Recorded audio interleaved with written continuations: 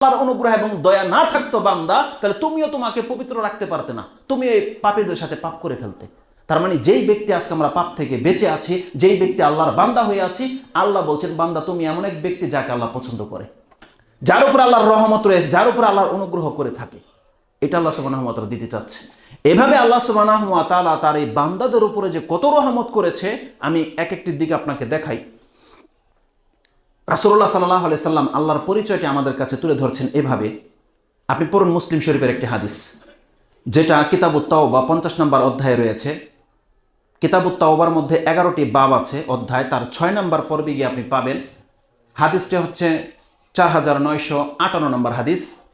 আব্দুল্লাহ ইবনে মাসউদ রাদিয়াল্লাহু তাআলা তিনি বলছেন, ক্বালা রাসূলুল্লাহ সাল্লাল্লাহু আলাইহি ওয়াসাল্লাম লাইসা আহাদুন আহাব্বা ইলাইহিল মাদহু মিনাল্লাহি আযজা ওয়া জাল্লা মিন আজলি যালিকা মাদাহা নাফসাহু।